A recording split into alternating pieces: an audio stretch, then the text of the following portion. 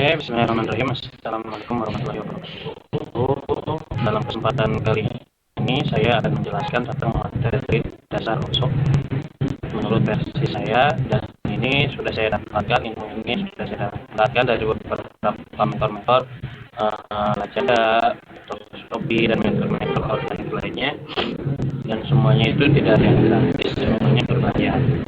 Namun di dalam kesempatan kali ini saya akan menjelaskan tentang materi dasar workshop ya. Kita lanjut saja ke selanjutnya. Ya. Sebentar ada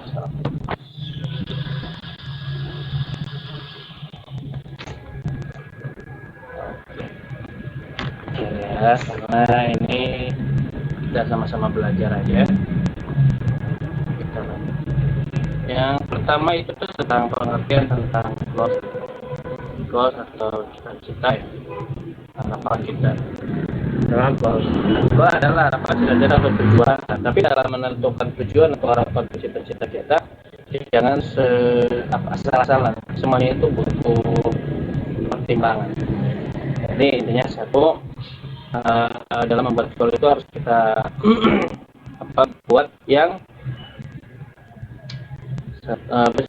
sesuatu hal yang emang harus kita dapatkan itu. Terus ketika kita ingin tersebut, ketika kita lihat cita-cita kita, catatan tersebut atau tujuan kita kembali lagi semua. Terus ada larangan. Apa larangannya? Adalah ketika kita sudah membuat goalsnya, jangan menceritakan kepada siapapun. Ya, dilarang menceritakan kepada siapapun. Gitu. Terus yang kedua, jangan terlalu membuat cita-cita atau harapan yang mudah diraih. Seperti halnya kita membuka workshop hanya sebatas untuk tambah-tambah uang jajan, tambah-tambah pemasukan buat di rumah, seperti itu. Nah itu menurut saya itu suatu hal yang emang gak jadi masalah, cuman itu kurang baik. Kurang baiknya apa? Jadi output power yang harus kita keluarkan itu kurang maksimal. Tapi kalau orang punya cita-cita besar, itu kan, orang punya harapan besar, ambisi besar, mereka kan memberikan output power yang luar biasa. Seperti itu. Jadi nggak ada kata orang yang berhasil malas-malasan atau biasa aja. Semuanya itu pasti dipertaruhkan. Entah itu waktu bisa jadi orang tidur misalnya kan. Kedua ilmu pengetahuannya, terus dia ketika nggak bisa dia terus selalu menggali kemampuannya tersebut. Nah ya. Terus kedua ya itu ya, contoh ya, ini contoh. Tahun ini 2022 saya harus bisa menjadi pebisnismen yang sukses dengan benefit 10 juta per hari. Tuh. Itu kan suatu hal yang sulit untuk didapatkan 10 juta sehari. Sedangkan kita itu terkadang berpikir gaji 10 juta itu suatu hal yang besar dalam waktu hitungan 1 bulan gitu. Tapi kenapa kita harus benefitnya seperti itu, ya kan? Fee-nya sebesar itu, apakah nggak bisa dengan fee yang agak lebih rendah gitu kan? Ya, tergantung karena semua, silakan itu kembali lagi. Pertanyaannya, seberapa besar keinginan kesuksesan kakak-kakak semua gitu? Nah, pertanyaan sih seperti itu, sebenarnya kembali kita lagi, gitu ya. Jadi silakan tentukan pilihan kakak sendiri, keinginan kakak sendiri, lalu catat dan simpan di tempat yang sering kakak lihat namun tidak bisa dilihat oleh orang lain. Misalkan, jadi di sini tugas kakak adalah membuat catatan tentang goals kakak masing-masing lalu disimpan seperti itu. Nah, di sini ada quote yang saya dapatkan dari beberapa orang. Salah satunya adalah, tak ada yang bisa merubah dan mau membantumu untuk meraih kesuksesan jika bukan dirimu sendiri. Terus kedua, berharap pada manusia untuk ditolong itu sangat pahit, maka raihlah suksesmu dengan jalanmu sendiri. Jadi ketika kita untuk kepada orang lain itu hanya untuk sharing, bukan perlukan simpan, adukan sama Allah, itu lebih baik. Karena kalau kita selalu bercerita tentang keluh kesah, kalau menurut seorang pengusaha bilang ketika kita berkeluh kesah, itu kan, beliau bilangnya seperti ini. Jangan suka kecewa. Kalau kecewa terus, mendingan minta meninggal aja sama Allah gitu. Karena kita itu hidup di dunia itu dituntut untuk berhasil seperti itu. Ini goals ya, silakan dibuat.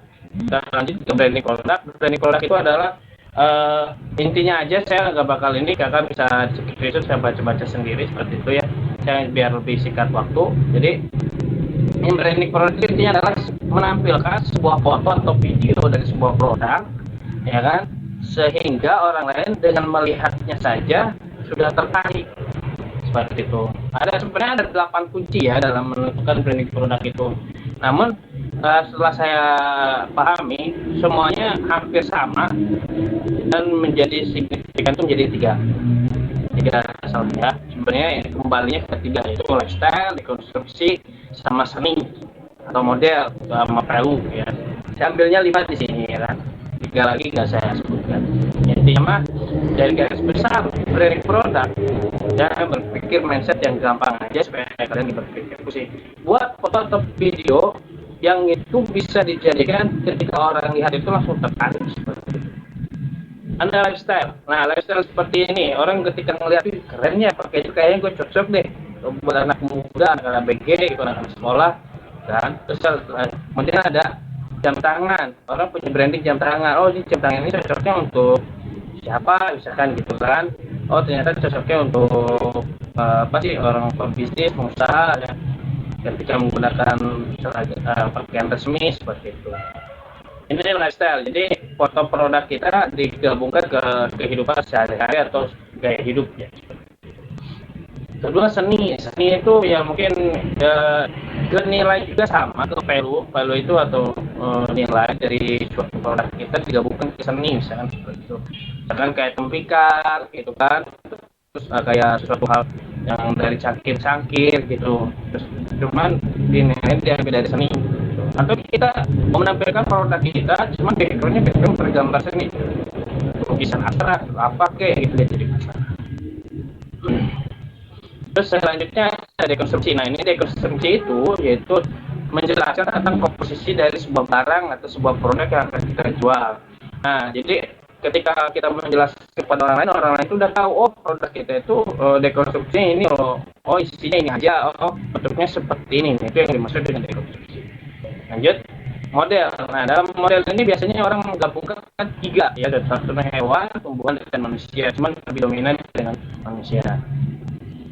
Nah, untuk produk fashion terutama itu apabila produk yang digunakan oleh manusia lebih terarah atau lebih gampang diterima oleh customer itu apabila menggunakan model manusia seperti itu. Jadi kalau kakak jualan produk seperti itu, cobalah dipakai, terus difoto, terus rasain, terus sampaikan dan dicatat seperti itu.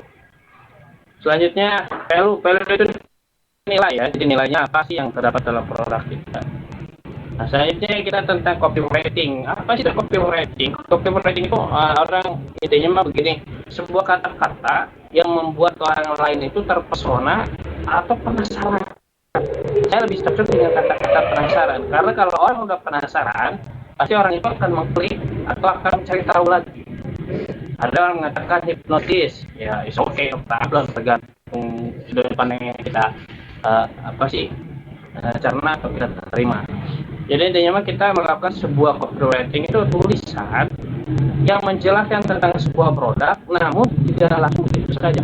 Nah, copywriting ini untuk para penjual online itu lebih cocok digunakan di medsos. Tapi tidak menutup kemungkinan apabila kita buka also di deskripsi produk, kita gunakan seperti itu. Saran saya, jangan melakukan sebuah hal yang tidak jujur. Lebih baik jujur, amanah itu lebih baik, karena kita lebih berkah juga usahanya seperti itu. Saya sambil merokok, mohon maaf ya, santai. Selanjutnya copywriting, ini saya kasih contoh ya tentang copywriting. Contohnya adalah ini. Tanpa kalian sadari, biasanya cewek melakukan hal ini. Apa aja tuh? Suka ngupil ketika tidak ada orang, ya nggak tahu, tanya aja langsung sama cewek ya kan. Aroma kentut ya, atau bau anginnya lebih bau dibanding laki-laki, ya nggak tahu juga mitos atau fakta, kita nggak tahu. Kadang-kadang kita melihat, kadang ada tulisan begini, kalian pasti nggak tahu deh, kalian pasti masih nggak sadar ya bahwa hal ini ada dalam diri kalian. Kasih tahu. Terus dijelaskan salah satu dari 5 ini ternyata kalian itu adalah bagiannya. Ada yang seperti itu. Kan? Jadi dalam membuat kopi kata-kata itu nggak selalu harus menjelaskan tentang produk begitu saja. Biar mengontrol orang lain supaya mau untuk membaca. Tapi pasti kalian tidak tahu hal yang satu ini ya. Itu kata Bisa ada diskon 50% loh. Pro data wanita model terbaru. Yakin ya sih? Nah buat yang tadi, menurut kalian harus ini tambah lagi kan? Menurut kalian ini benar nggak sih? Gitu kan? Nanti jangan langsung ngarahin mereka. Sebenarnya ini harusnya dibuat dua tahap. Jangan langsung mengarahkan mereka untuk ke produk, berarti itu jangan. Tapi biarkan aja. Nah, setelah itu jawaban banyak, udah ada orang yang menjawab, ya yang benar udah tunggu sesi selanjutnya. Itu apabila kita emang udah kawakan ya, apabila branding kita, brand toko kita, produk kita sudah banyak dicari orang. Jadi intinya pertama itu yang harus kita buat adalah buatlah status, buatlah kata-kata yang buat orang lain itu semakin penasaran tentang apa sih yang kita lakukan. Terus tunjukkan apa income yang kalian dapatkan. Tapi kalau saya nggak mau karena itu apa sih, cukup saya rasain aja. Tapi perjalanan ini untuk menimpa ilmunya saya kurang lebih 3 tahun lebih dari beberapa mentor, mungkin tahu lah ada dari kalau dia Ilim, siapa lagi Anasli, terus Askar, terus dari Kapten Supreme, terus dari apa dari Kabul Cari Tangerang, udah banyak kan, terus dari Syarianer, saya udah banyak kolaborasi dan semuanya itu gratis. Teman membawa uang itu ya kurang lebih sampai 10 juta. Begitu. Cuman di sini saya berbagi cuma.